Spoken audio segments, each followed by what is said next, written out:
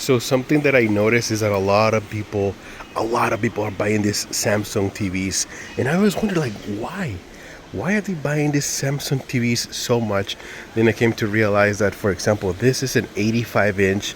This is the DU8000C.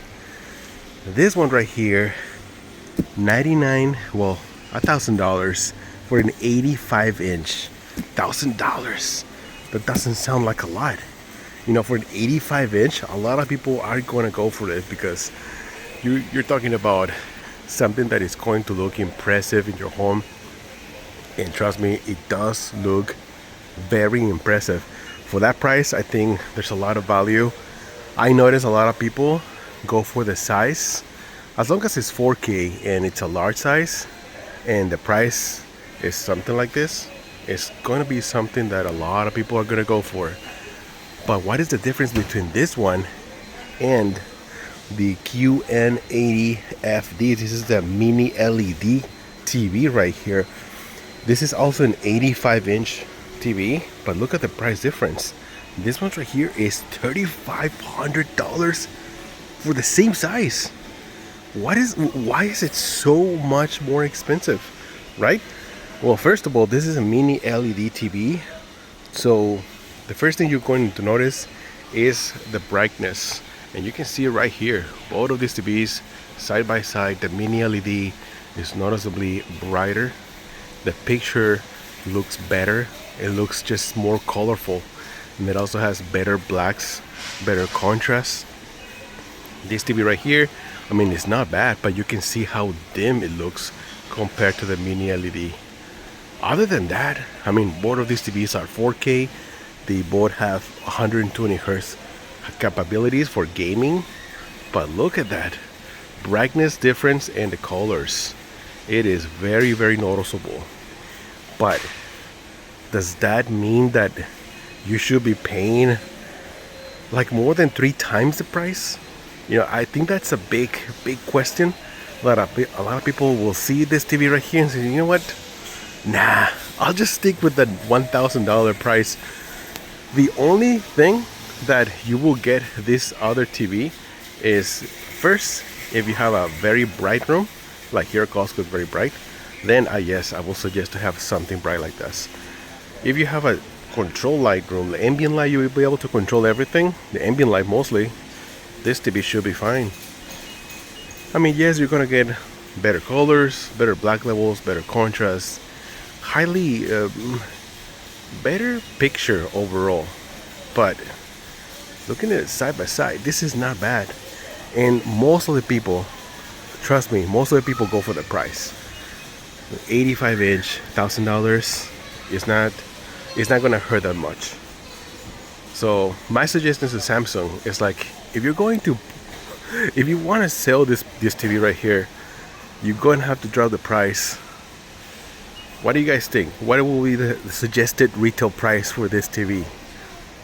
I think like $1,500, you know, $2,000 maybe.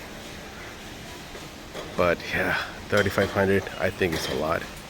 Now, if you want a little bit something better, even bigger, TCL right here has this is the QM6. This is also a mini LED TV, but look at this. Looks even better than the Samsung 85-inch in many different ways. I mean, the TCL with this new TVs they have, this is a 98-inch mini LED. Let's see what it has over here, because I know TCL is doing a really good job. Up to LD local dimming zones, 500 local dimming zones. Local dimming is going to help you get better contrast, better black levels, which is great. Game accelerator, 288 Hz. QLED quantum dot is going to enhance colors as well. 144 Hz. I mean, wow, for $1,800. $1,800 for a 98-inch TV. Now, if you have the space for this massive TV, that's totally fine. But every time I see an 85-inch or larger number, I am always thinking about getting just a projector. I mean, if you don't have a lot of space, trust me, a projector is going to work better. But if you have the space, well, yeah, TV is going to perform better under ambient light, always. Projectors do have more options when it comes down to size, but you need to have a dark room. If you want the best picture performance, projectors, you need to have a dark room. Now here we have something that is even better. This is an OLED TV. This is from Samsung. They call it a QD OLED because they do mix quantum dot with OLED technology. So you're going to get more vibrant colors and those deep black levels that OLED offers. So this is a 65-inch. This is the, what's it called? S90F. So 65-inch S90F. This is from this year, 2025, $2,000. But check this out. Here's a 77-inch S90D. This is from last year. Same model, but from last year, which honestly is not bad. I mean, it's basically the same TV. Sometimes they do enhance the processor, a little bit better performance here and there, but the change is very minimal. But for the same price, you can either get the 65-inch or the 77-inch from last year. This is a really, really good deal. High performance TV for that size. And then there's a 65-inch. I mean, it's not bad, 65-inch, but look at the difference. 10 inches. Well, it's not 10 inches. It's like 12 inches. 12 inches is 12 inches. Ask your wife. And what is a good TV without a good soundbar, right? Soundbars are always a great complement when buying a TV. You're going to upgrade your audio. Definitely going to improve the audio from your TVs. And this is a Samsung soundbar. This is the HW-B73CD ZA 5.1 channel, only $300. This is a 5.1, so it's not going to be the best out there, but it's definitely going to upgrade your sound system. It also has 400 watts of total RMS, Dolby Audio. I noticed there's no Dolby Atmos, but at least it's Dolby Audio, DTS with DTS:X Virtual X. Surround sound, 3D sound. This usually works pretty good on this soundbars. I've tested before. Optical, you can wall mount it, Bluetooth, HDMI, and there's a subwoofer. Of course, it's 5.1, so there's a subwoofer included. It seems like the subwoofer is right here. It's not that big, but I've tested Ultimia soundbars with very small subwoofers, and they are very impressive. So I assume this soundbar is going to be very, very good. The quality feels good. I mean, this feels like aluminum right here in the front. I haven't tested the audio. Let me see if there's a chance we can put it. Holy crap! Oh wow! ARC. There's a little screen right here on this side. Well, here obviously it's going to sound very, very cool. I like it.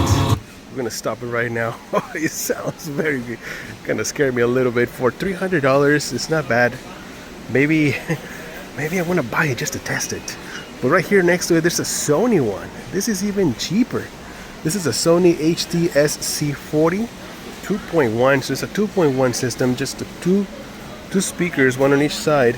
There's no center speaker right here, and it's very, very simple. Obviously it's cheaper. It's almost like half the price, $160. This is 330 watts, and there's also a subwoofer included. Although this subwoofer looks really nice, looks really fancy, from Sony.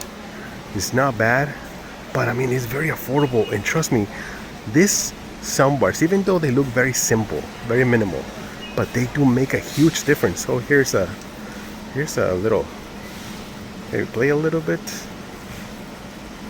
maybe not, but this soundbars, they do make a huge difference when it comes down to audio.